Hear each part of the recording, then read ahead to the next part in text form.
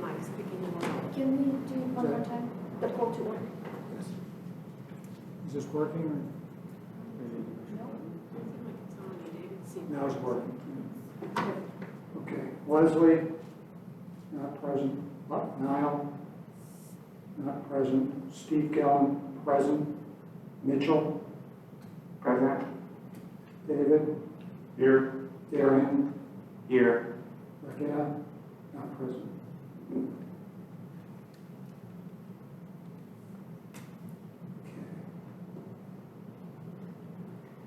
I guess I don't feel great about doing chairman and vice chairman with us being this short staff. What's your recommendation?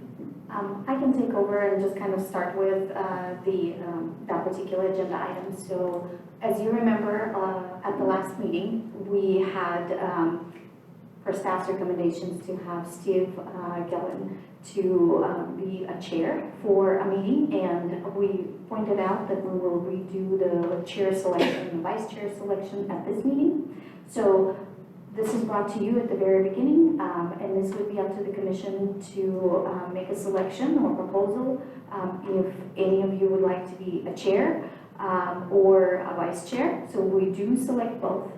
So the nominations would be coming from either you as commissioners, you can always nominate yourself, that is totally okay, or your fellow commissioners. So Do we have an option to defer this to the next meeting when we have better attendance? if you choose to do so, then we'll just have to name you, I guess, or somebody as a chair for the meeting. Because we only had it as an item at the last meeting to do it only for one meeting. And how people feel. If you're okay doing it again, it'll be great to have more people to vote. Yeah, I favor postponing it, so I would continue it to the next meeting when we have a full house. And my other recommendation is to have a conversation about what a chair does and how a chair should conduct the meetings. I mean, I have my ideas, you have your ideas, so that way we can share them. That's not often done before the selection, but I think it's really helpful. And that way we'll select somebody that fits, I think, with what the group wishes. So I vote for continuance. And you want me to make a motion for that? Yeah. Yes. So, so I move to continue this to the next meeting, and we can continue with you as acting chair. Does that work? A second. Aye. Anybody opposed? Okay, thank you. Get a motion to approve the agenda? Motion to approve the agenda? Second. Aye. Anybody opposed? No. Okay. Got an approved agenda. Any announcements by staff? Or Not at this time. maybe at this time, Mitchell, can you just give us 2 minutes of your background? Absolutely. So I grew up in Winters, and then I went to school at Cal, and then after that I did studied abroad at LSE and got a master's, and then I went back to school and became a doctor. I finished my training in family medicine in Stockton in 2021, and then I moved up to Chico, and I was working in rural healthcare for a couple of years, and now I came here working for the VA.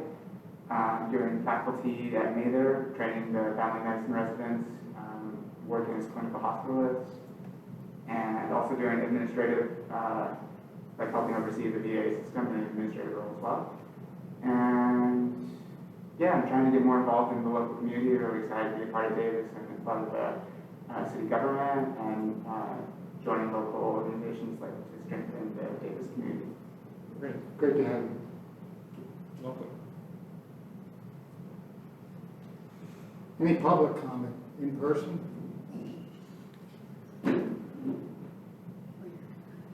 So we have public comment that was received also via email, just wanted to let you know.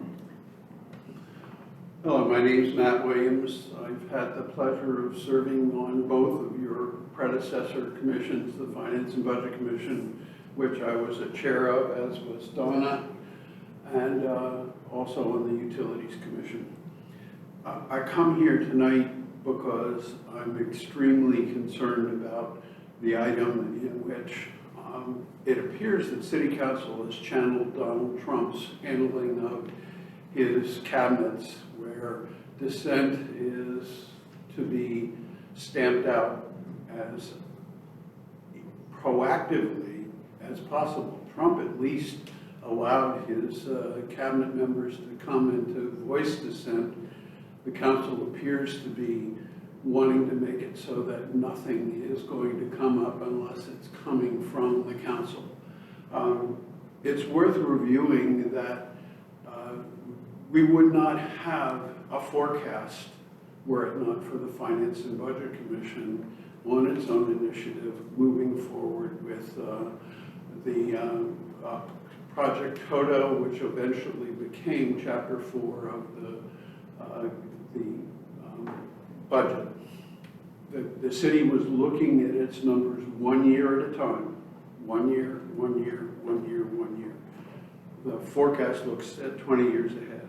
As Brett Lee said, who was a then mayor, it's nice to have a sense of the impact of our decisions. Those are the kinds of things that I would expect a fiscal commission to be bringing forward, not what they're handed to on a silver spoon, but you're representing the people, not just the council.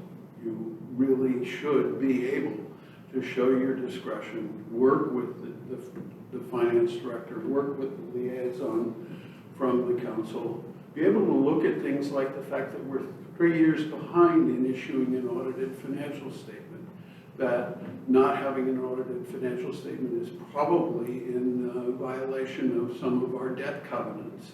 These are things that we would want a proactive citizen watchdog commission like a fiscal commission to do. And I sincerely hope that you all recommend to the council that what they've put before you is not democracy, it is autocracy. Thank you. Anyone else?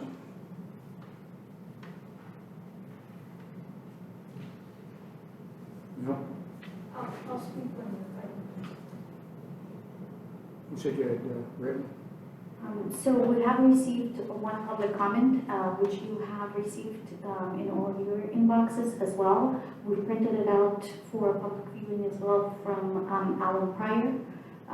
So I'm not going to go through it, but it is a public comment. I wanted to make sure for the record that we noted.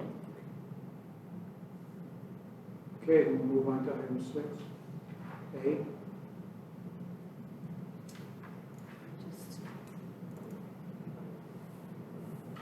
Thank you very much. Just give me 1 minute to set up.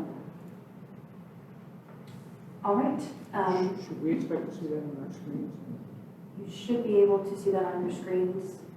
No. Kelly, thank you. We're all acclimating to the new space. Push the power. Perfect. All right. Hang on a second. There you go.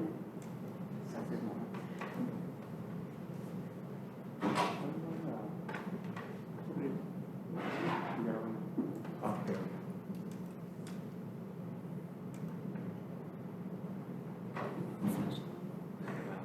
The fact that I'm trying tech support. Well, I got PC. Did you put it on PC? I thought it was on YouTube. Just do.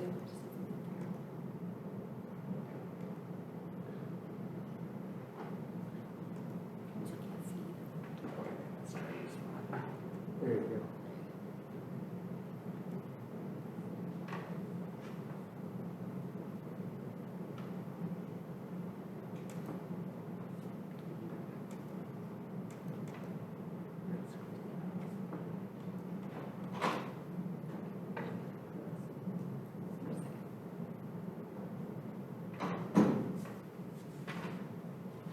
I mean, it's all around me, so it's not a problem.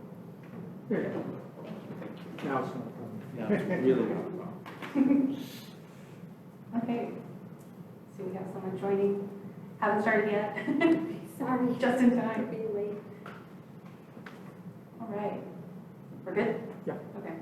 Hi, for those of you who don't know me, Steve knows me. My name is Adrienne Heineck. I am a Deputy Director in Public Works, Utilities and Operations, which is where we work with our utilities and we aid in the utility rate setting process, which is something that this commission will be working with us on as we have utilities that come up for those cost of service studies and those rate studies.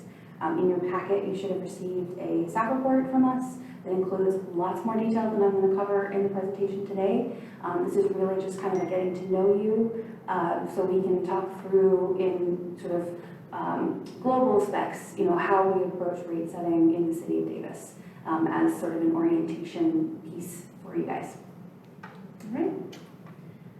So utility rate setting is going to be primarily focused on two things: having sufficient revenue to meet the needs of our utilities to make sure that they can keep functioning. And then the rate component is going to be looking at the structures and methodologies behind how we charge our customers. So when you see that there's a different type of classification for a customer, that's going to be part of your rate structure. Your cost of service is going to be looking at your debt, your CIP, all of those other things that come into the working of that utility. So it includes regulatory changes that will come up, industry experience and best practices, policies, improvements, service delivery, resiliency. All of those things come into how we talk about the rate setting process, but it's really focused on those two key points. We have three main drivers of how we set utility rates. First and foremost is going to be state law, primarily Proposition 218, which when you see me, you're going to hear that a lot. And then we have generally accepted rate-making principles. How do people set rates for things in different communities? What are those accepted ways that we can calculate rates? That's going to be part of what we talk about. And then, of course, the cost of service study process itself. So we'll go into a little bit more detail with it as we go. So Proposition 218, like I said, is going to be the main driver of how we set our rates. And this is where all of the things that we are required to conform to are going to come into play. So we have to charge revenues that do not exceed the cost of providing service. It's a basic one. They shouldn't be used for any other purpose other than what that rate is being charged for. The amount that we're charging should be attributed to the proportional fair share. Proportional fair share is a key component of that resident or of that property owner and how they utilize that utility. And then no fee can be charged unless that person has access to it. So those are the basic elements of Proposition 218 that's going to drive the way that we approach our fee making. And this isn't just for utilities, this is going to be for fees overall. But with utilities is when you're going to hear it most often. Those generally accepted rate making principles are going to include some key points: revenue sufficiency. We want to, of course, make sure we have stability in our funds and that we're not exceeding our expenditures are not exceeding our revenue. When we do that, when our expenditures exceed our revenue, we see our reserve drop for our utilities, and then we have less buffer in those utilities, and that is not how we like to operate. The rate impact is going to be another thing we're going to consider, of course. How do we minimize as much as possible those impacts to the ratepayers in looking at the structure? Now, in your report, you will see that there's a whole section on subsidy. And the reason why I include that is that becomes the first question often that we have when we're talking through rate studies. What about subsidy? California law, Proposition 218 that I just went through, does not let us subsidize customers using rate funds. But we can use other funds to subsidize customers. So that's one key thing that we will talk about when we have a cost of service study. This is a word I always get stuck on. Equitability, there we go. We want to make sure that the rates are fairly allocated for all of the customers for their proportionate fair share, and then of course practicality. This is also a key one. Is the rate structure understandable? Is it relatively simple to administer? Now when you have 17,000 customers, it can be slightly challenging to administer, but in terms of the basics of it, are we setting ourselves up for success? making sure that our rate structure is something that we can manage. So the cost of service study process is generally going to be every 5 years for our utilities. It could be a little bit more, it could be a little bit less. It depends on the need of that utility.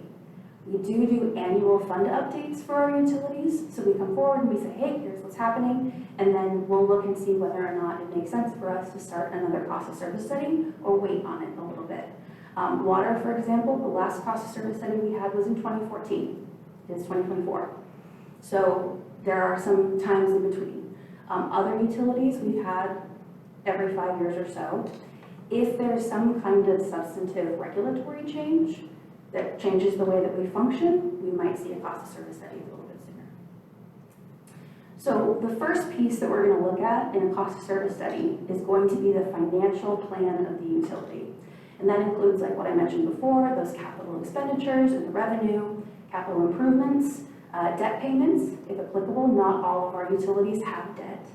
The reserve, calculation of the reserve fund based on our existing policy, and then we project out 10 to 20 years to see if the rates that we have ensure the fiscal stability of that utility. If not, we have the next discussion. So we would look at, well, sorry, let me take one step back. We understand what the financial needs of the utility are. If they're not meeting the need, then we look at potential for increases. In tandem with that, we're also going to look at the rate scenarios for the customers. Do they still make sense? Is there a refresh? Is there, like we did with wastewater very recently, do we add ammonia to the cost of providing service in the calculation of that rate? Because it is something that drives up our cost. So those are the things that we would talk about during that rate setting process. And then when we're done with both the financial and the rate setting, we come together with that final report and make any recommendations to council and what we would see for those rates moving forward. For water, wastewater, and solid waste, we can give 5 years of rate adjustments at a time. For stormwater, those rates are set in perpetuity, but for stormwater, we also have to go to a ballot, which we did in 2021. All right, any questions about sort of general rate setting principles before I shift into my utilities talk? No? Okay. So in your packets, you also received this information about our utilities along with a link to our Utilities 101 documents that have a lot of really great information about how our utilities function. It can be very helpful to look at these documents when you're thinking about how the cost of providing service. So you can see kind of how those things tie together. What does that operations look like, and what are we talking about in terms of budget? So our water utility, we have service to our residents within the city, and then additionally service to county service areas, CSAs, including El Macero, Willowbank, and others.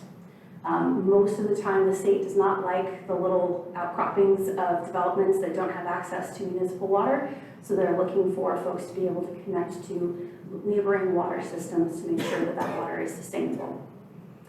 Previous to 2016, we had only groundwater servicing our city from intermediate and deep wells.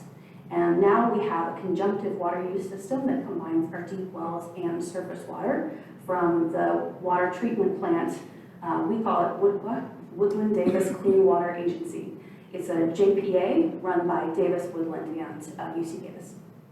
Like I said before, the last rate study we had was in 2014, and our rates were adjusted last in January of 2019. And the way the rate is calculated is we have a fixed charge, which is your base rate that's based on your meter size. And then we have a variable charge that is CCF, which is a per 100 cubic foot usage rate. And in Davis, our water rates are extremely variable. They're about 80% variable. So you'll see at the end of my presentation, there's a lot of difference in your bill depending on how much water you're using, because we have that 80% variable. For wastewater is going to include a couple things. It includes our wastewater treatment plant and our collection system. And our collection system is what is in our community that's taking all that wastewater to our treatment plant to be cleaned, treated. In addition, it's going to include right now our Davis wetlands, and then our pre-treatment program, which basically is how we can help to prevent this stuff from getting into the collection system and to the plant that might be a challenge in the first place. So our pre-treatment program would include education for the public in terms of what can and cannot go down the drain, but then it's also going to include for those industrial users special requirements in terms of how they treat their discharge so we don't end up seeing that stuff in our system. The last rate adjustments for wastewater were approved by council in January, so we have a 5-year schedule in front of us. The rates are a combination of, it's going to sound familiar, a fixed charge, which is your base rate, and then a variable charge, which is your winter water use average, which is calculated with the water used by your property from November to February each year.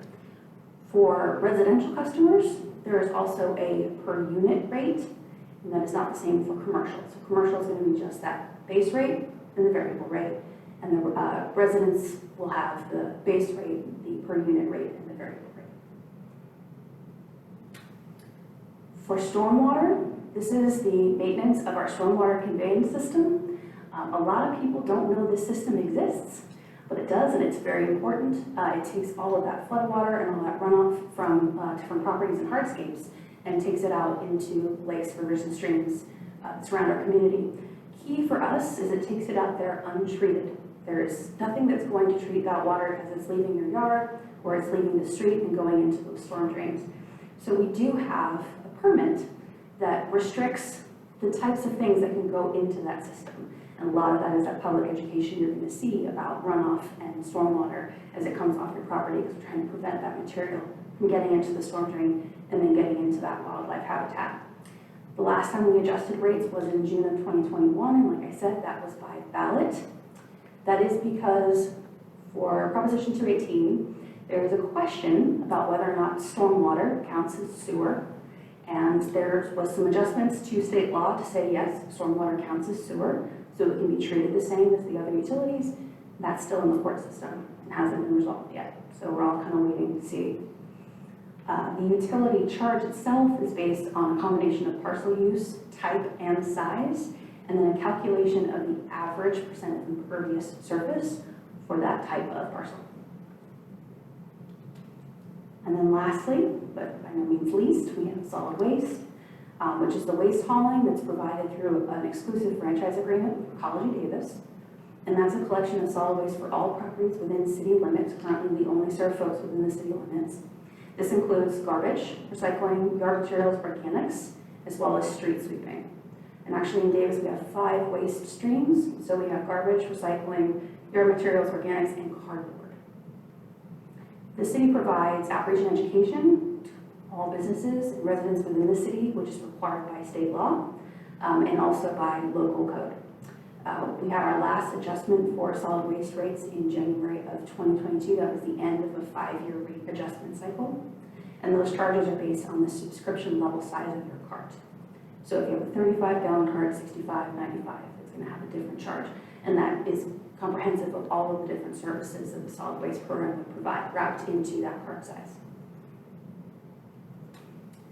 So as an example of what we're talking about when we're talking about sort of the average impact of our utility fees, we're showing here 2 different scenarios. One is going to be in winter and one is going to be in summer for an average single-family property. So all things being what they are, our average single-family property is going to have a 65-gallon cart. We're going to use 7 CCF or 6 in the wintertime. We'll use double that in the summertime. You can see how that changes proportionally to the impact of the bill for each of those utilities. As I mentioned before, and draw your attention to water being that highly variable charge. So you see in winter with the orange, it's 31%, and then in summer with that higher water use that we would see for irrigation and other purposes, we're closer to 46%. That is everything from me. Any questions? I had maybe 2 questions. One you mentioned, I think earlier, is that in terms of the rates that are charged, there's a little bit of buffer there. Is it a good buffer, a significant buffer? I don't know what a good buffer is. Like what Sure. does that look like? That's a great question. So we have an enterprise reserved fund policy that was established with some conversations with the former Utilities Commission, where we were looking at, okay, for a enterprise fund, what type of set aside are we looking at? And what are the components of that to best serve the customers? So we would look at 3 months of operating is sort of industry standard for a buffer, operating expenses for the year. You would also have 5% of your rate revenue set aside for rate stability. So if there's something that happens and there's a potential that we would need to adjust rates, we have a little bit more time to kind of smooth that out again to help defer that to the customer. And then we would also have an average of 5 years of capital improvement projects. So we can put that aside so that we have a good savings in case something unexpected happens, or there's a regulatory change that requires something to happen pretty quick. More or less, that's the structure of what our enterprise reserve fund policy is.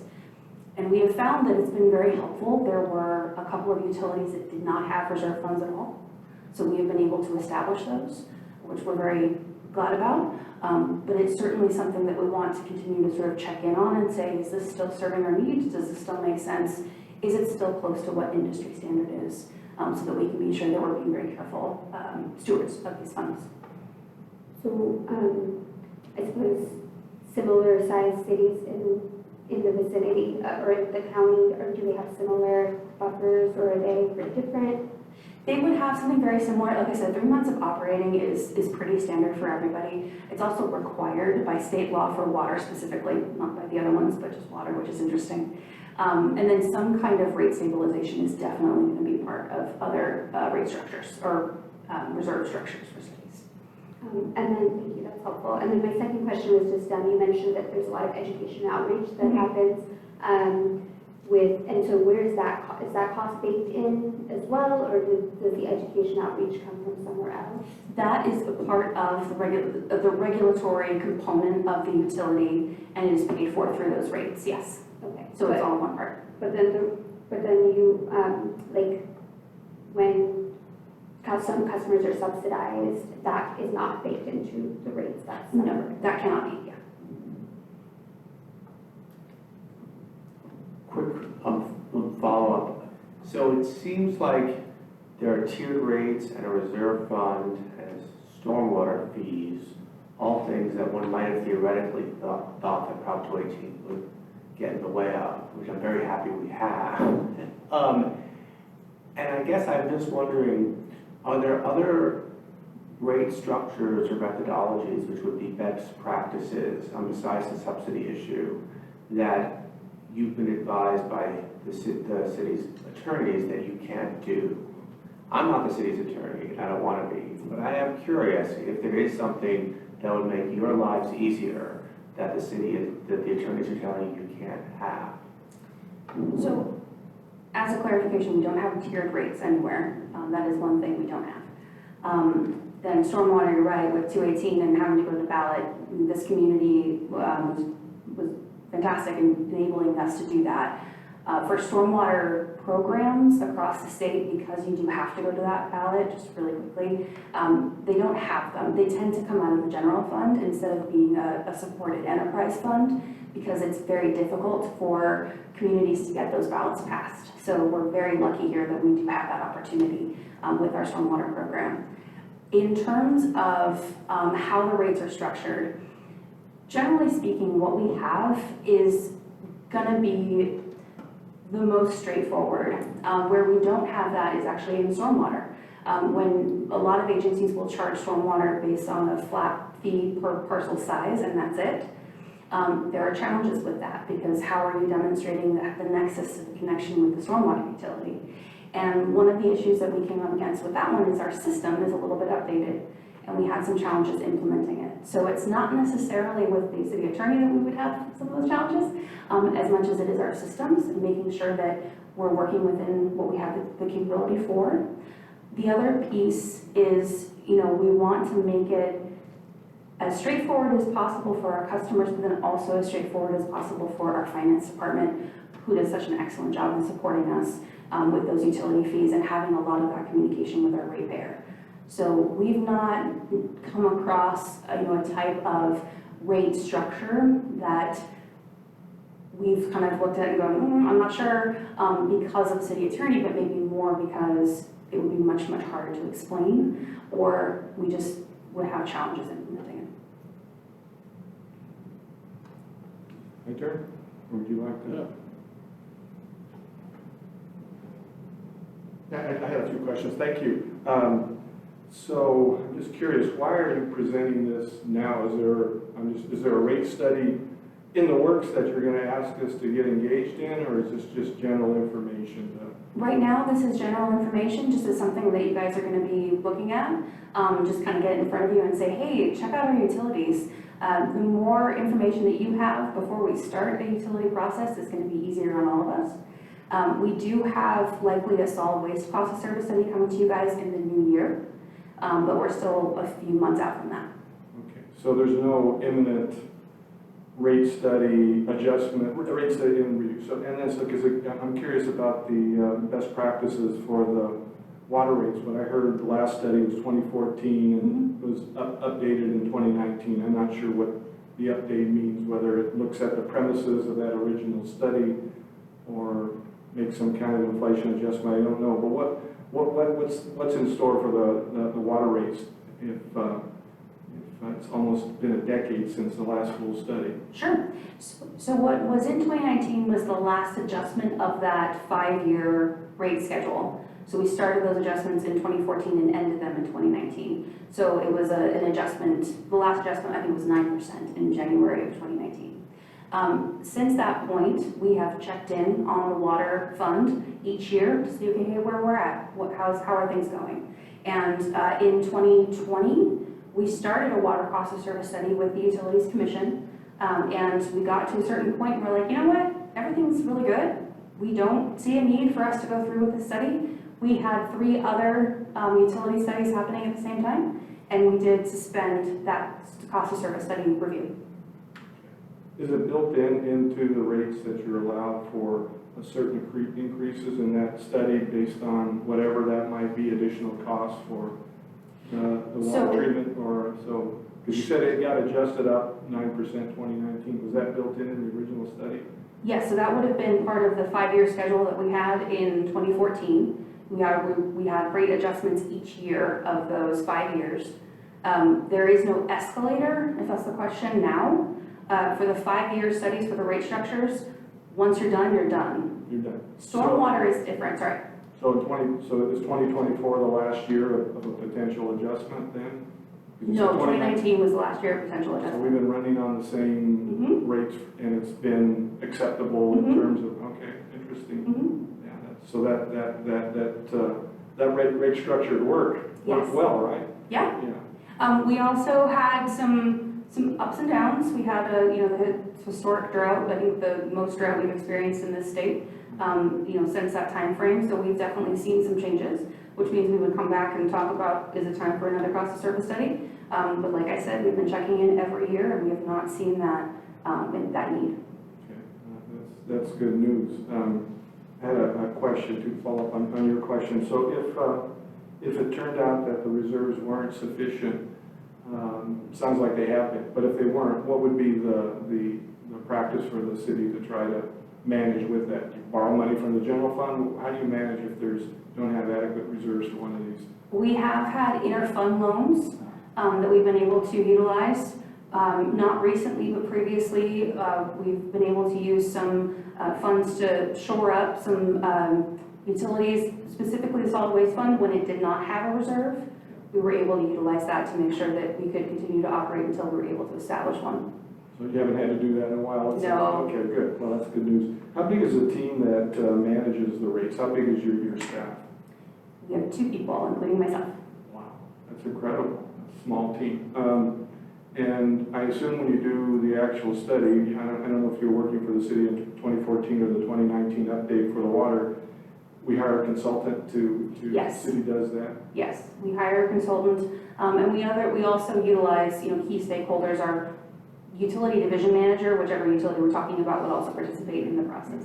Is that consultant still in contract now, or if we went out, I'm kind of thinking if we went out for another study, would we use a past consultant, or would we go out with another RFQ to hire a new consultant? We generally go out for an RFP every time. We absolutely encourage everyone to apply or to submit a proposal. We have worked with the same consultants before, but we always are open to working with new people and new firms. Okay, And historically, the utility commission has been involved in that process. in the actual hiring of the consultant? Asking questions that differentiate one. That sounds great.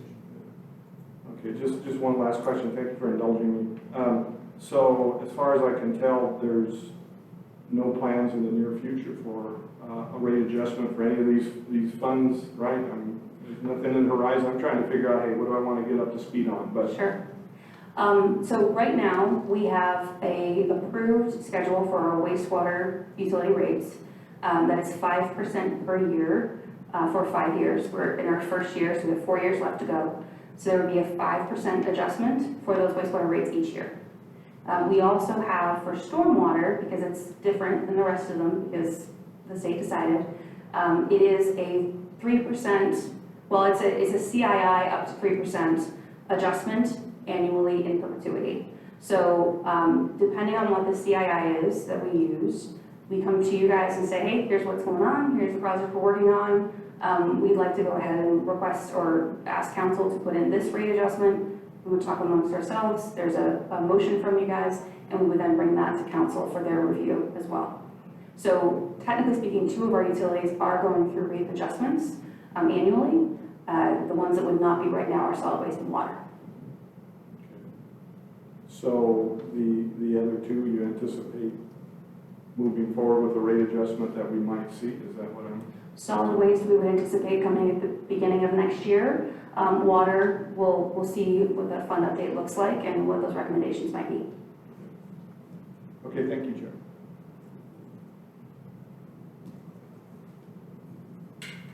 Anything else? Great, thank you. Item B.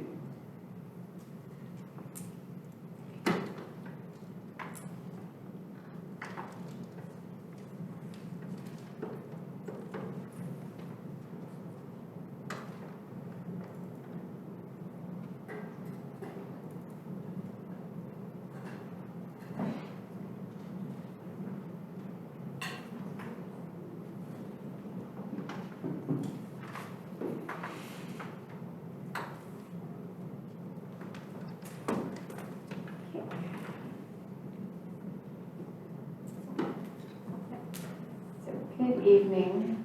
My name is Kelly Stackwoods. In addition to providing dismally poor tech support, I'm also the assistant city manager, so hopefully I'm better at that job than the tech support that I attempted to offer. I don't think that was me. I think that was Commissioner Openness, I can't say the last name, Marabayoshi. Did I ask Close. that? Okay, so I am here this evening on behalf of the Council Subcommittee on Commissions, which is Councilmember, Vice Mayor Weigla and Mayor Chapman. And as you well know, this new compilation of a commission is a result of that process.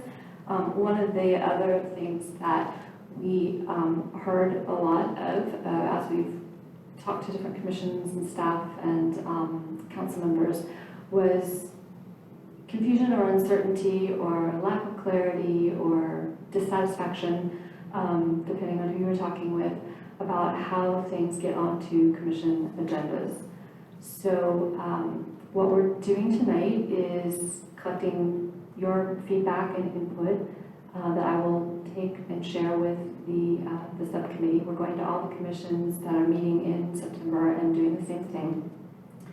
Trying to get some ideas of good, bad, or ugly,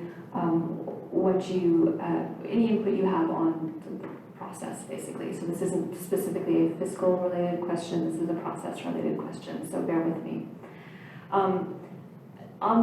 You have in front of you, and it's in your packet, a one-page sort of simple flowchart that was put together, and it outlines ways that things get onto agendas now and a proposal in addition. So currently, if council asks the commission to review something, it goes on an agenda. There are council subcommittees that may be appointed, and they may ask for a specific task or some specific request that would go on an agenda.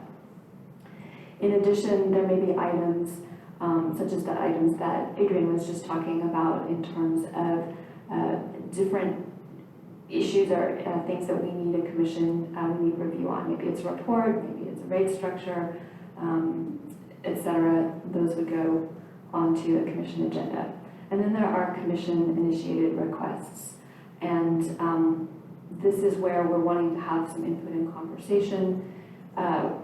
Right now, it is depending, I think, on the commission and how things, how things go with that particular commission, with staff, how things might get on an agenda.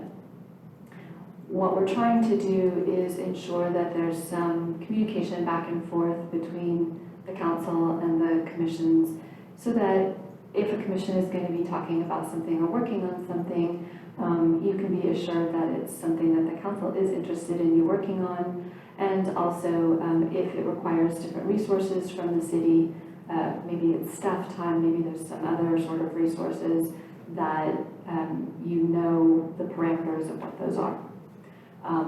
So for example, maybe there's something that you want to work on, but their city manager determines there's not staff bandwidth to work on that.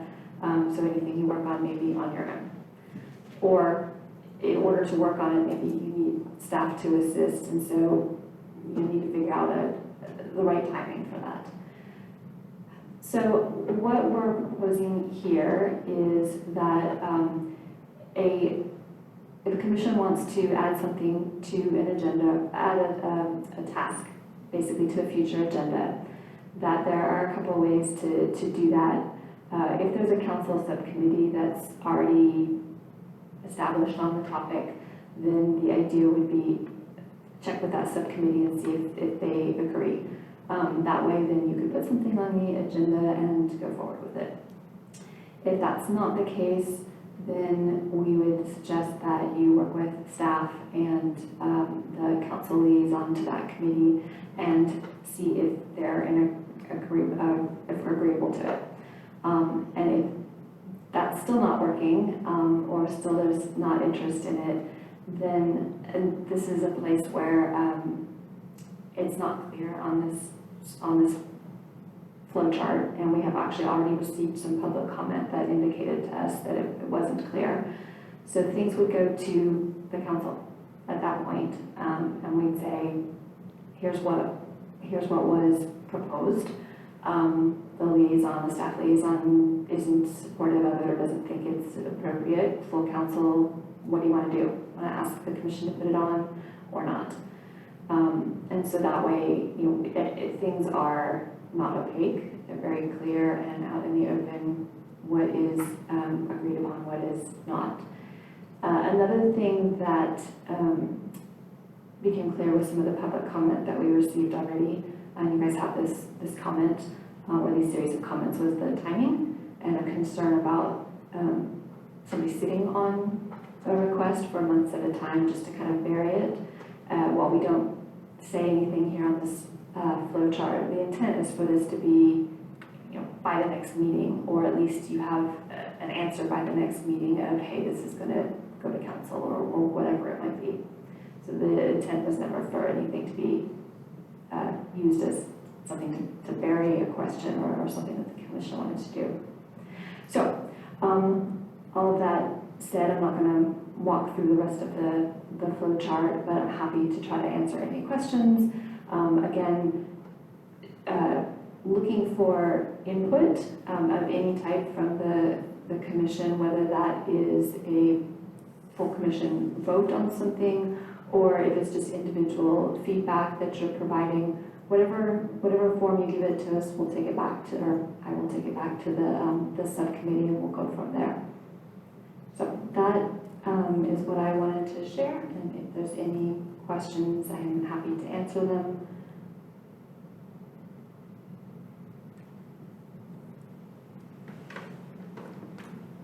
I'll start. I'm sure there's some comments. To me, the flow chart is pretty straightforward. I wonder if the confusion, to the extent there is confusion in the community, is what commissions are and what they're not. I hear the word watchdog a lot. And I'm not sure, as I understand the word watchdog, that the commission's primary role or even secondary role is about being the watchdog. I think some of the opportunities to have a commission is we've got a community that's very rich in skills across many areas. And the commissions provide an opportunity for the community at large to take advantage of that by having them serve as commissioners and work with the finance department or whatever, and benefit from those set of skills. So it's a way to bring in expertise that's not just dependent on staff. I think that's a very beneficial thing.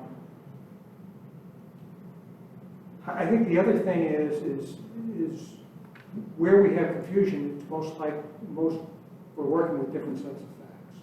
And to the extent we can communicate what a commission is doing and what they're not doing, it'd be very beneficial for the public to understand.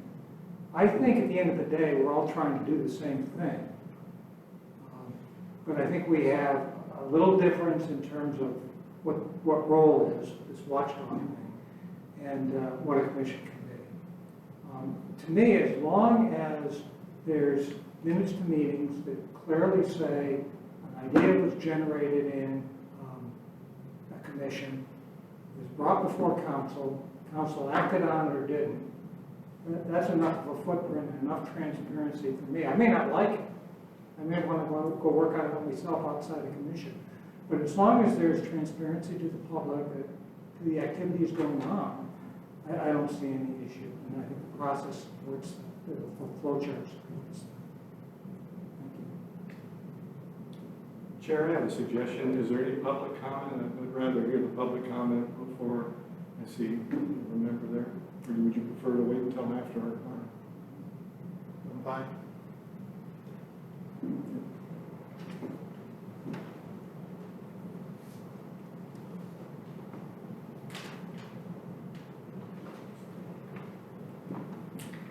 My name is Elaine Roberts-Musser, vertically challenged.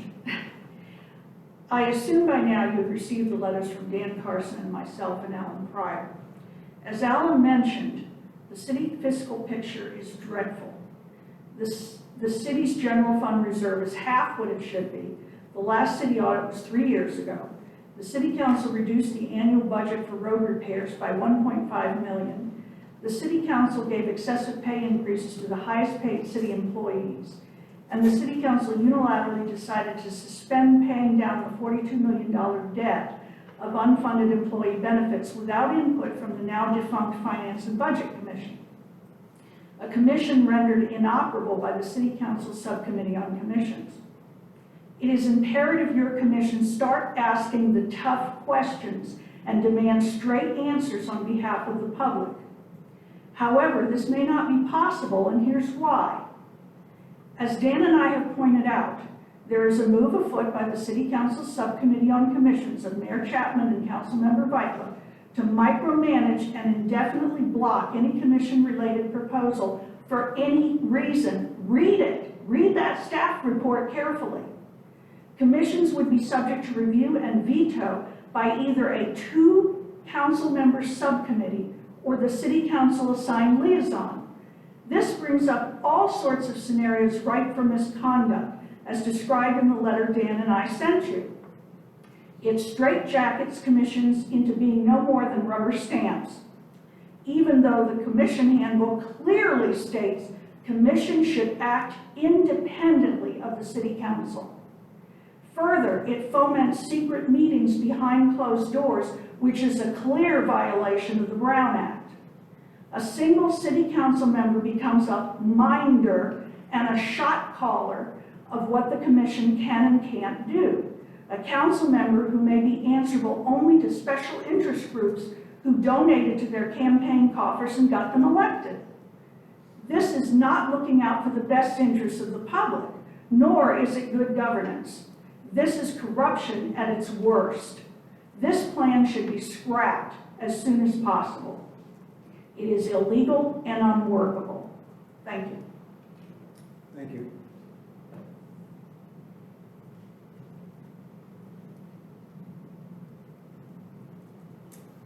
We have no, I think, public comments, at least in person, and we'll mention that we have received the written public comment, and you should have received it as well from Mr. Daniel Carson and Elaine. I had a few comments, but, okay.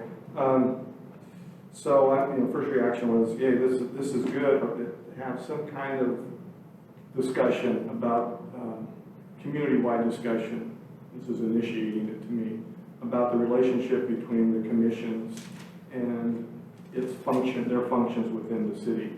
So during that commission reorg over the past year, that was always to me the overarching issue that didn't really get addressed in the ordinance, in my opinion. It wasn't in the staff reports. We reorganized the commissions, including this one, but what was the function? What was going to be the outcome in terms of what the city wanted out of the commissions? And I wasn't sure, so I'm glad we're teaming this up to figure it out, because there's a variety of potential benefits that commissions can provide to the city, but there's also factors that would suggest, well, let's look at real careful about what we're going to ask the commissions to do. So what I mean by that is, of course, I think this is by law. We heard at last meeting that the commissions are advisory. We're not making the final decisions on things that goes up to the council. And I don't think there's been any suggestion otherwise that would require state law and changes. But the commission still can provide a lot of benefit, even if they're not the quote-unquote decision maker, the council is. And what are some of those benefits? And I think that should be reflected in any study. So we already heard some benefits, and one benefit is to draw on an expertise within the commissions that isn't easily available for the council. Council has their professional and their skills, but doesn't mean they're experts on everything. And the same way for the council, for staff, that you may have some additional expertise that a commission can provide that the staff doesn't provide. But even if you have overlapping expertise, you can get a different voice from a commissioner to break up the groupthink. And that's happened several times where council and staff are in alignment for whatever reason, but you might have a different voice and say, rethink that. And that causes a change in policy. So the commissions can serve that function. The commissions also have, I think, the luxury of time. I mean, look at here, we have one member here and one public member here now. But sometimes we have more, and we're not on the clock like as much as the council. And I'll talk about the downside to that. But there's an advantage for certain issues to get into a deeper discussion among the commissioners and the public if they attend, that the council just cannot do, practically cannot do, with the limitations of the Brown Act and the time clock that they're on the city council member. So, I mean, you can compare some of the discussions, I'm sure, that the Public Utilities Commission had on the rate setting versus the council. And I think you'd probably find that previous commission got into it more depth. So that's a value to the city. How do you put a dollar on it? It's hard to do. But I think that is a valuable. And then the other, that it does have value. And then also by having these commissions, and I made this point where you organize, you invite people to participate and engage in government, local government. And I think that's real valuable in this era. So that's another intangible, but I think the commissions provide a role for doing that. So what's some of the downsides for the commission's work? This is, I think, one of the issues that concern me about the reorg is there is a time function for staff. I'm sensitive to that. We have 3 staff members here, and you can track what's that costing the city. So I'm sensitive to that, but I think there should be some analysis or management of that, if that's really a driver to what the commissions are meeting and how much work they have. That should be discussed and not avoided. I think staff should be a factor, because I'm sure they have work up to their eyeballs, and the commissions are a function for that, so are a draw for some of that. So that's one part of it. I've got more to say, but and I hope I get a chance to say it, and I'm happy to continue, but I want to stop there and see if anybody had a reaction to that. It could be the reaction is, wow. Why don't you keep going? Okay, keep going? Okay. So, so that's the value of the commissions, and I think other things that are in this flow chart that should be discussed. I'm not clear. Do you see this flow chart as a change from what was going on last year with the commissions before the reorg? So the only part that would be a change would be the proposal in the C section, not A and B.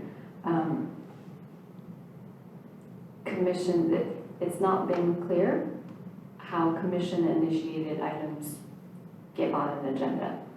Is it just what the commission decides? Does it need some sort of approval by council? Does staff get to weigh in on anything? As I said before, it kind of differs commission to commission. So the C portion would be, I would say, new. Okay, well, I think that's fair. That's probably how I would have interpreted it. That would be one suggestion that jumps off that. There should be, I think there should be a staff report that would accompany this and explain this is a change from past practice, and this is why we're recommending that, if that's the recommendation. So what I would see with this, the danger is this is pretty bureaucratic to have this part C to try to direct the commissions. Maybe that's where the council wants to land. I would suggest maybe too bureaucratic, and to have more latitude among the commission to initiate things would have value for the city. How could that be initiated? Well, I wasn't the chairperson of the last Financial and Budget Commission, but my understanding is the chair had latitude to help craft that agenda with staff, and I would personally be comfortable with the chairperson working with staff to craft agendas and not have to have additional review by a council subcommittee or council liaisons just to move this along. It seems to me too many cooks in the kitchen to move things along. So I would favor more latitude for the commission to try to help define the issues. There's also, though, the question of the issues themselves, and whether or not the city wants the commissions to do any kind of in-depth study on any issue that's potentially out there. The last direction years ago that we had for the Financial Budget Commission is that there was an ethic to have the commission to direct and prepare documents, reports. I mean, this is like work products that a consultant would have had to prepare or staff would have prepared. Now that should be discussed as whether that is still desired or not desired. But I think maybe the issue would be that if it is desired, there could be some benefits for work products that are presented by the commission. So I'll give you an example that I worked on with one of the other commissioners. So we asked staff several years ago that there's two ways to deal with financial issues, right? You get more revenue like a sales tax, or you try to manage the money you have. So we said, we're going to try to find ways on the expenditure side. What could we do as a commission to come up with ideas? We asked staff, and there was no suggestion. We asked the individual department heads that we were under, there was no suggestions. My feeling, that was a concern to me, because I felt we were getting free help from the city staff from the city commission, and there was no ideas. I was just getting the sense that maybe the direction was from council above, different council than today, to not engage in that level of detail. But regardless, we pursued. So among the Finance and Budget Commission, the idea, which was a modest proposal, we wanted to look at the contracting processes for the city of Davis for goods. So you can divide contracts. Contracts are always the worst thing about government, public contracts. With all due respect to getting consultants, it's always a real tough issue for staff to manage contracts. And so it's a big part of the budget. There's contracting for public works, there's contracting for consultant services, and there's contracting for goods, buying computers, furniture, automobiles.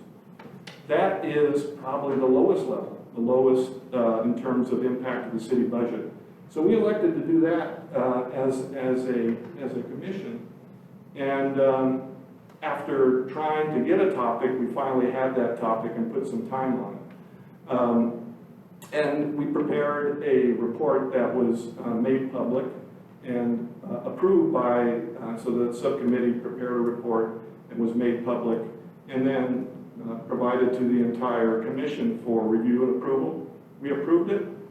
It's not the Magna Carta, but it has some suggestions in terms of city contracting to improve transparency, efficiency, i.e. save some money for the city. And that died on the vine. It didn't go get outside of the committee. So I think that should be an issue for this report is, do you want the commission to do that kind of detailed work? To be honest, I put a lot of time in it, and it didn't go anywhere, and that's okay. But I think in the future, if that's not what you want out of your commissions, that should be clear. No independent kind of work, and it wasn't investigatory, it wasn't oversight, it was just a review. And it was a written product. One thing I'm always in favor of is have something in writing because it lasts versus just oral conversation.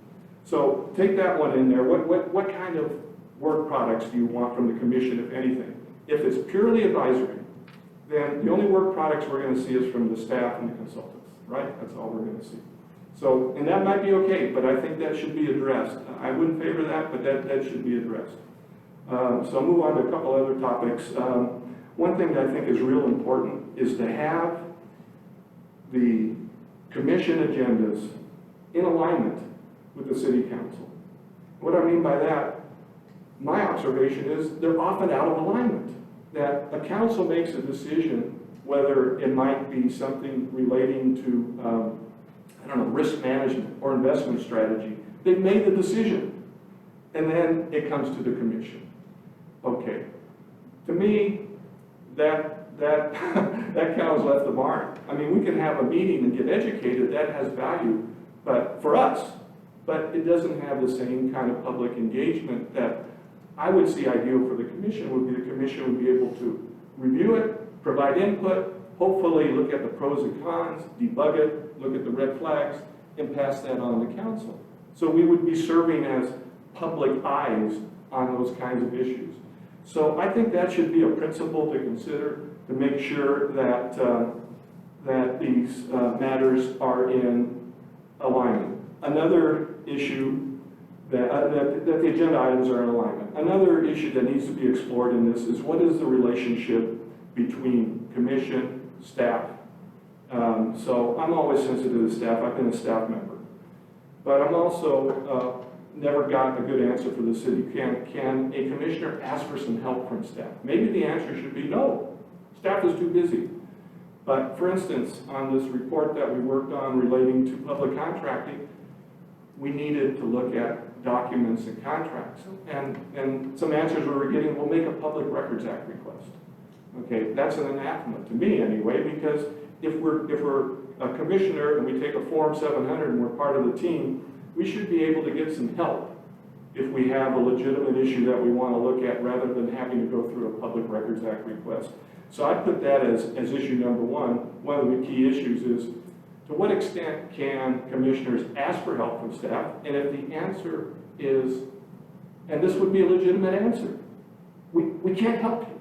You're on your own because we have too much work. If I was a council member, I'd want to know that. Okay, my staff is totally occupied. I can't have them go along those lines. But we need to hear that rather than having to go through the process of making Public Records Act or trying to get help. I realize it's a case-by-case issue. Maybe it takes 5 minutes of help. We can do that, but we can't do 5 hours of help because we've got books. So I put that as one of the issues. Commission staff relationships in terms of work products. And maybe we could talk about, there's a time limit or only small asks, those kinds of things. I think I'd make that fair. Another issue that I see with this is I'm not clear what the proposal is in terms of memorializing this. We just went through this I think, long subcommittee reorg, and there were some staff reports that I don't think touch this issue. But there was ordinance modifications. I think one of the issues that staff and council have to decide is how much do you want to memorialize this in an ordinance? So you've already heard some public comments about the legality of all this. The ordinances should define what roles the commissions and how much independence they have. And if it don't have it in there, then it has to be more memorialized to me in some other way, like in the commission charter, what could be done.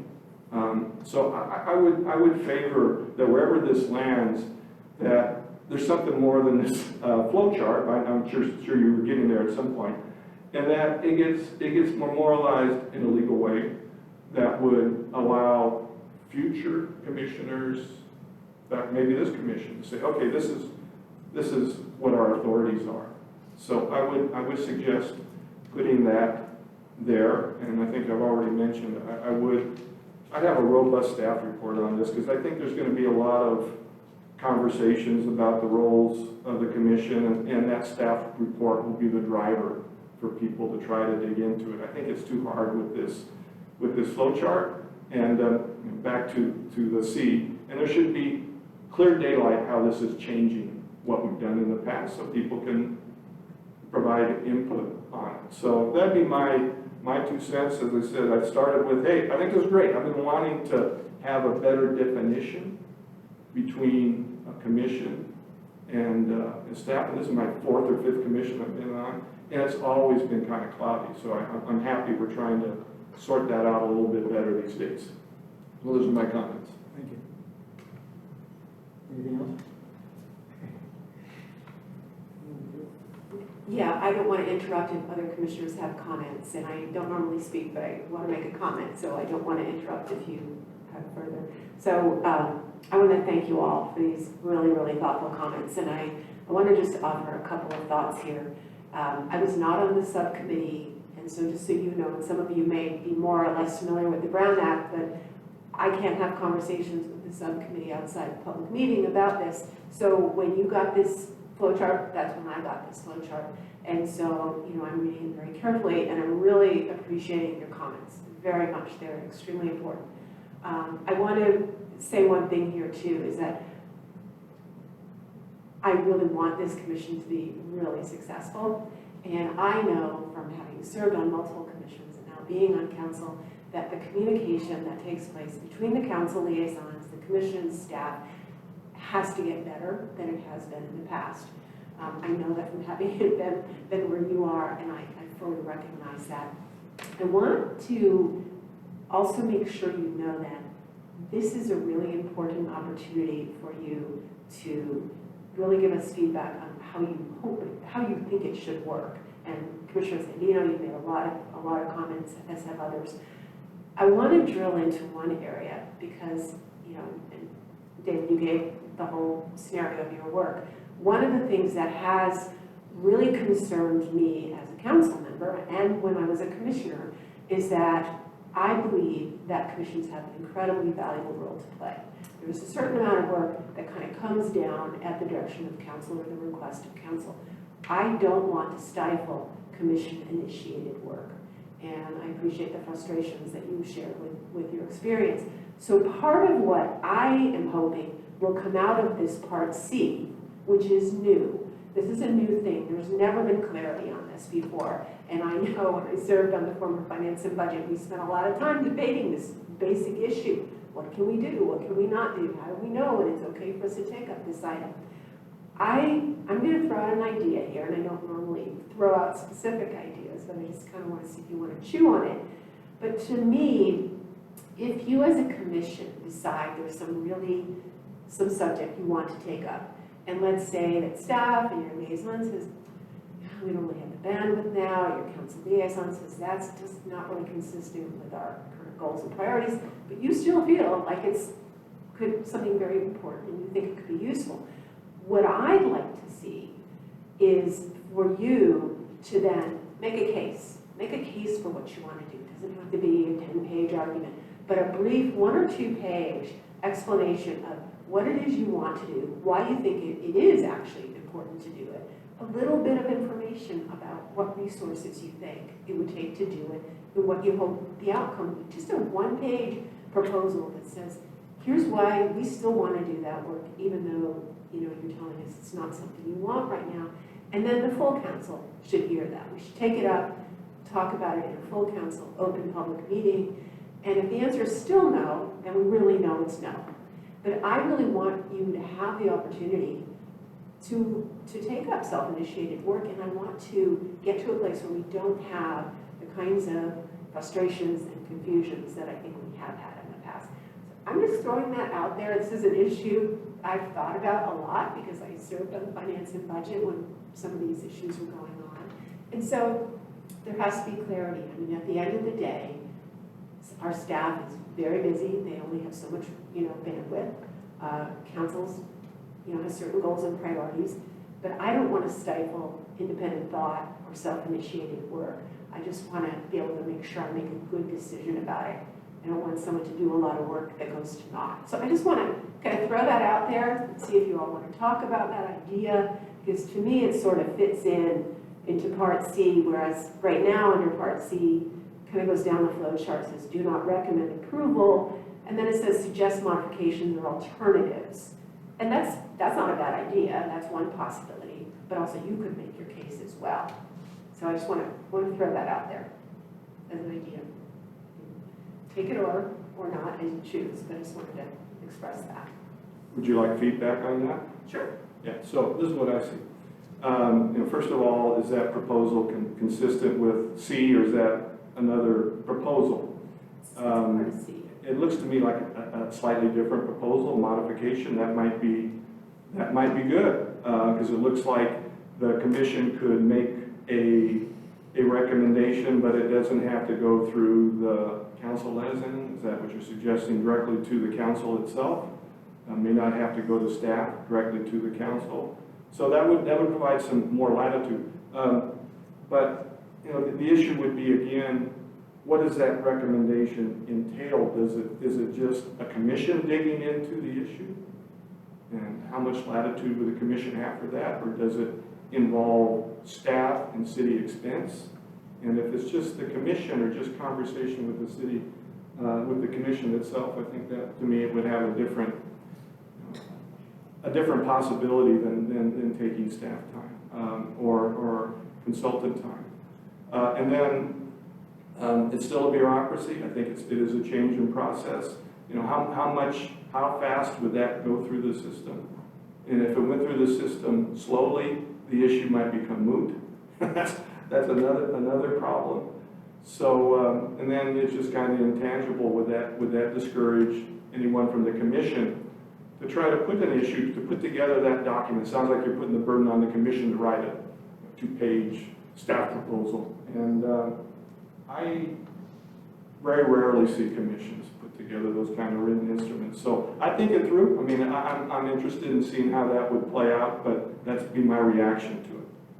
Thank you for that, and I appreciate that. And I think for me, it's an alternative to the frustration I think everyone would feel if they took it up without approval, did a tremendous amount of work only to have it sit on a shelf. That's the scenario I'm trying to avoid. And I think, just to be fair, that's probably a rare scenario. I don't know too many reports that was commission generated, like the one that I did with one of my fellow commissioners. I put a lot of time in it. I mean, I count the total hours. It was probably about a month of work between us. So we put my time and his time. And, but that's probably rare. I think most of the commission-initiated stuff is conversation, public input, and so that to me has a different analysis. Yeah, so I could see if there's a report that comes out that, or something that a commission would put in writing that's lasting like that, has issues. I mean, certainly there could be some ways to have safeguards for that. And I think, for instance, the one we did, we shared with staff. We wanted to make sure that we weren't pushing any legal buttons. There's those kinds of things you could do.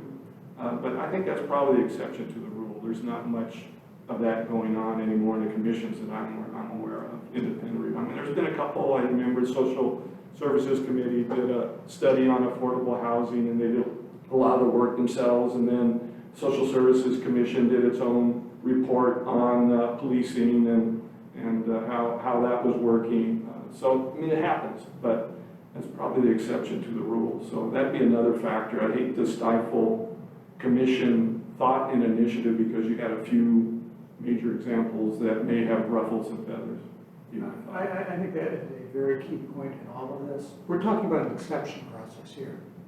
We're not talking about the core work that takes up most of our time, and I think provides most of our benefit. The key to me is building a long-term calendar, building monthly agendas that are inclusive, where Elena, when we build a long-term calendar, I'm hoping you're telling us this is where staff would benefit from your help. And so we're very planful about what we do. If things come up that we want to study, let's get it on the agenda. The process has been, at least what I've experienced, is prior to a meeting every month, the chair and the vice chair get together with the department head and build an agenda. It is inclusive. So I think, I think the exceptions are very important. They do sting. There's some bad history. But I think we shouldn't forget they are exceptions, and we need to concentrate as much on how we build our core agenda as how we sort of figure out on these sort of one-off things that are important, but don't dominate our time and/or our benefit, I think. Instead of a staff report on this, the next step, instead of the flow chart, could be a set of principles, that people could look at, almost like a charter or constitution for the relationship between council, commissions, and staff. These are kind of, I hit some of the hot button issues, but there's more. People could get input on those and provide what they think is the ideal balance for these three entities that are involved. So think about that. Maybe, I don't know, I've not been on commissions. I don't know if you see from as maybe an outsider's view, sort of, you've heard what we've experienced, but what's your perception of these and what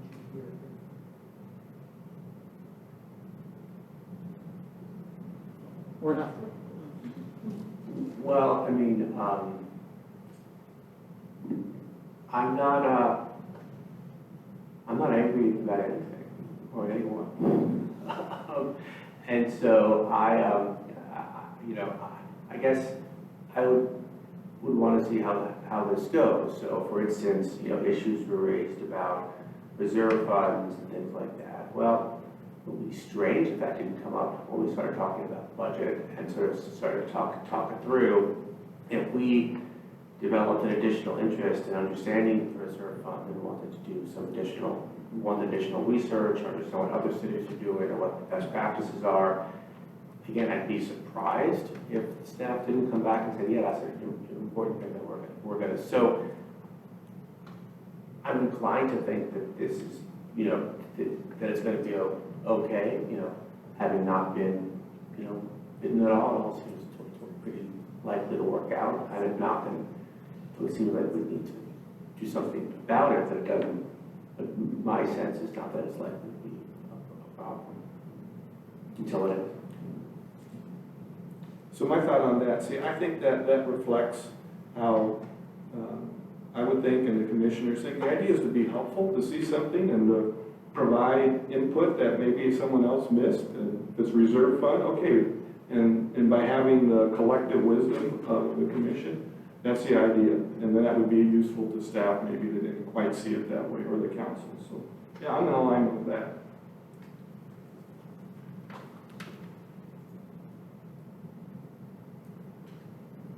As somebody new, I feel like I don't really understand like an overview of the problems that this is solving. Like I understand what has been explained to me are the problems that it may address, but as somebody who is not very familiar with the history of the councils and the issues that have been taken up, it would be very helpful for me to understand like what problem, like how much historically this has been, how many things this would have helped us with. And I do not understand that from what's been presented. I think I would agree with that in that, I mean, I probably attended a few meetings prior to this, but not very many. And so this flow chart is actually helpful to me in just getting a better understanding of even like A and B.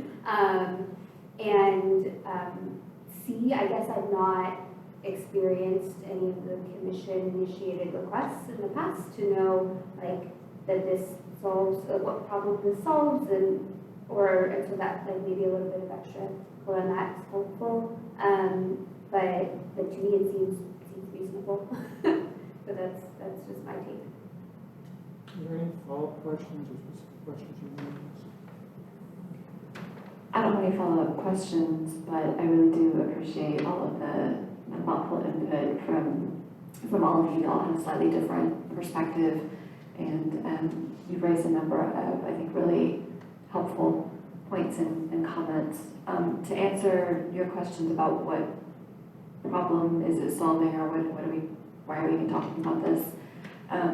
It's really been, as Councilmember Neville alluded to, I think a source of confusion on the part of, over the years, on the part of commissioners in general, staff, council members.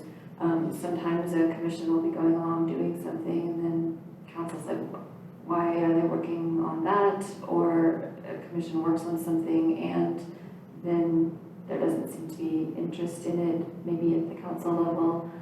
So we're trying to bridge that disconnect a bit, and then also ideally provide some clarity for staff, so staff can say, if you have a question or if you have something that comes up, can provide appropriate direction.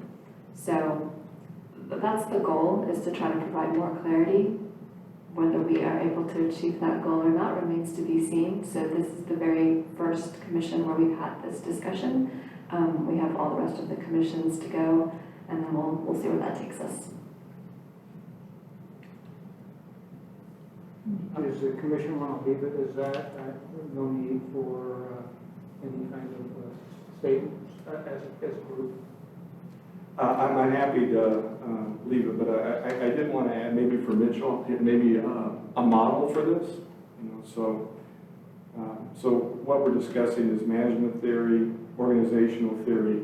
You have commissions that are created by the city. These aren't created by the state. The city has decided to engage in this commission structure, and meaning that the legal authority retains with the city council. We're advisory to them.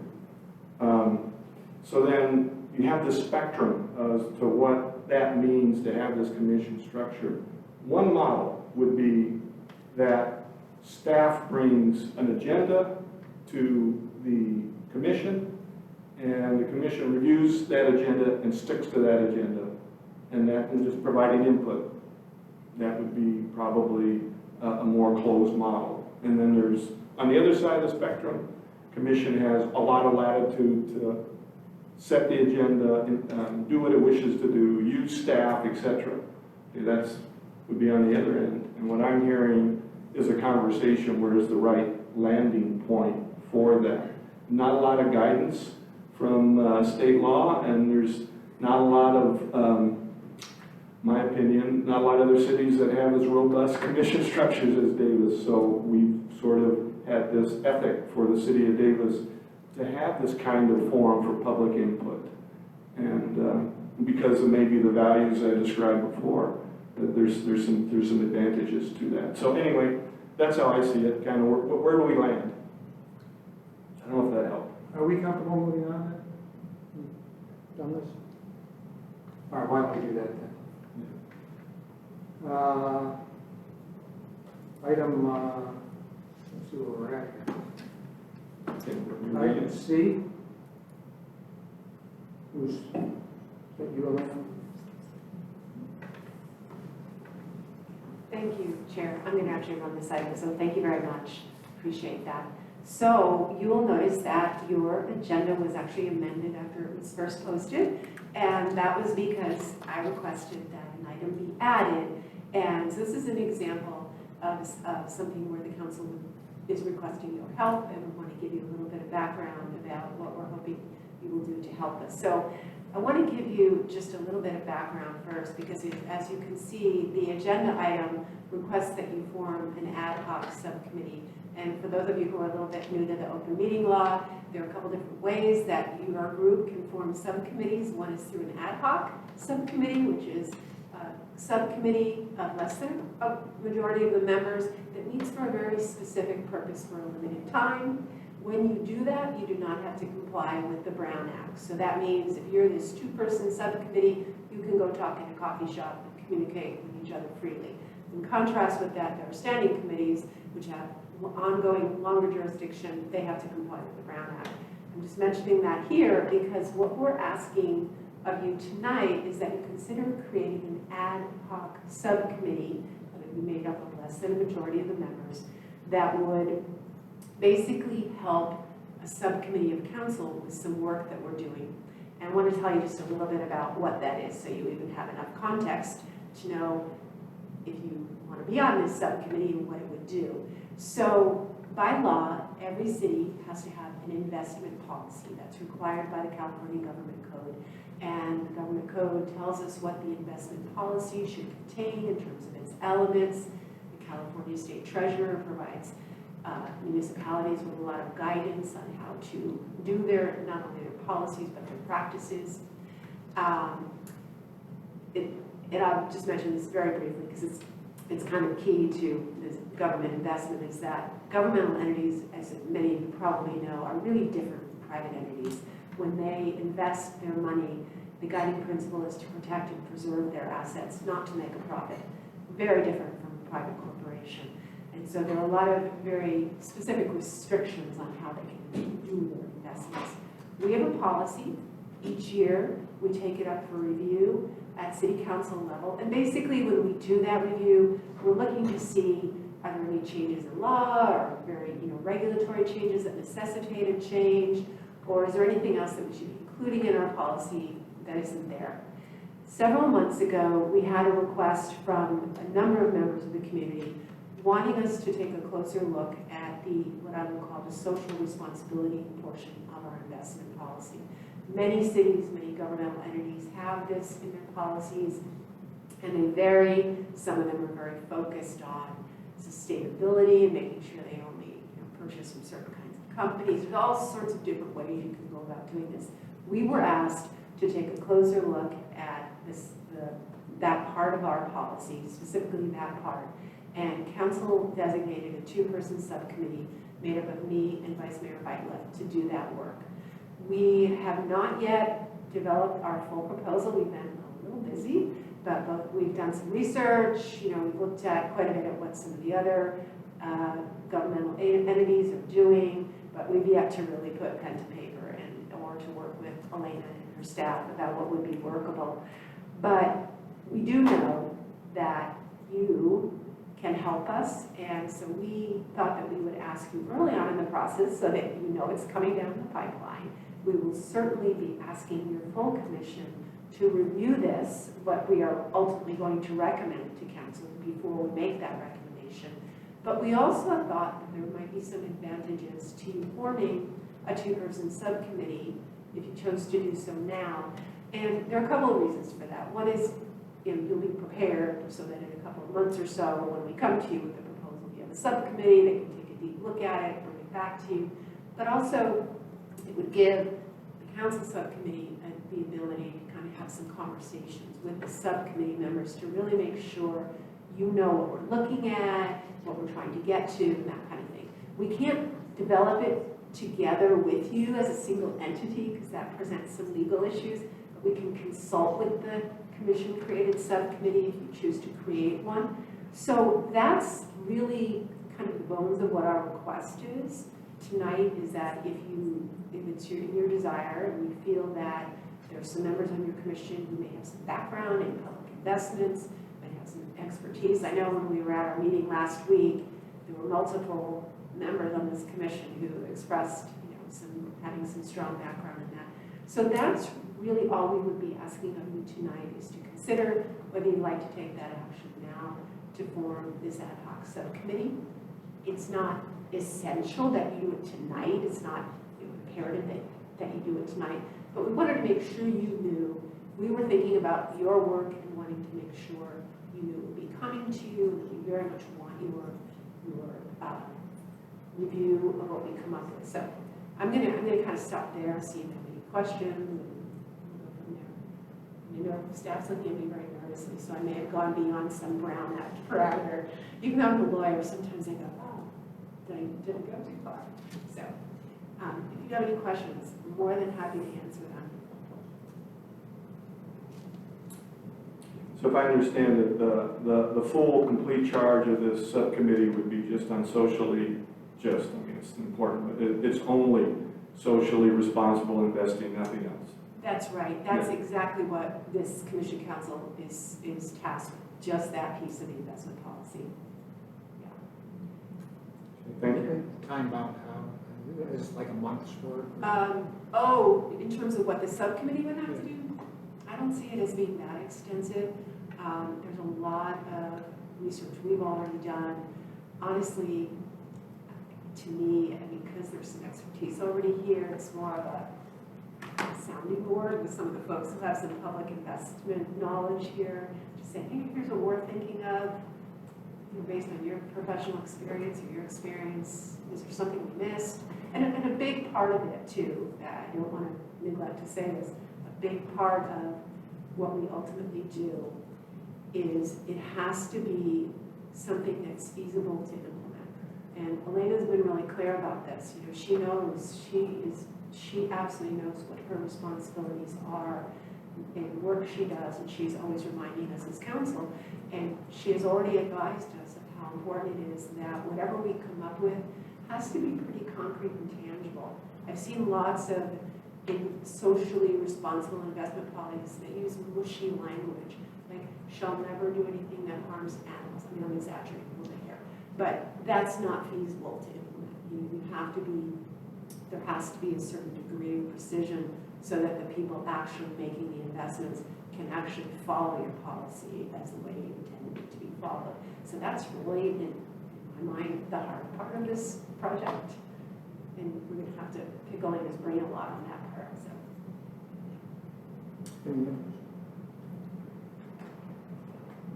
It seems like a great idea, Liz. I'm not one of the people with experience in public investments. I don't want to volunteer anybody else. I'd be happy to volunteer, having developed the investment policy for the state of Illinois and other municipalities in Illinois. Thank you.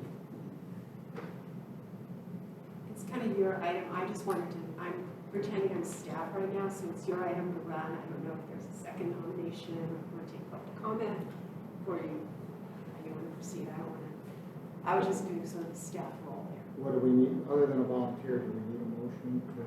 It'd be ideal if it was a two-member. It doesn't need to be two members. You can always add a second one on at a later point, but you do need a motion in a second in order to take public comment before you vote. And I would also add, I think I think anyone can really participate in being a good sounding board for something like this, because that's just like my thought too. So. I think you said someone's name. I'm sorry. Oh no, I didn't say a name. I was just like, I think that other folks can also, who maybe haven't had the experience developing a policy, can also be good sounding boards. Yeah. does it make sense, let's do a nomination for one and then Steve, can you speak into the microphone, please? I'm sorry. Does it make sense to the commission to make a motion for one person and then bring this item back next month, and see if the second person wants to? Can I volunteer myself though? I don't have like professional experience, but it's like a personal interest of mine. That's better. That's better. Have a motion? I move these two members form an ad hoc subcommittee to study this in policy. Second? Second. Anybody opposed? Great, thank you. Welcome. Yeah. Thank you, we look forward to working with you on this.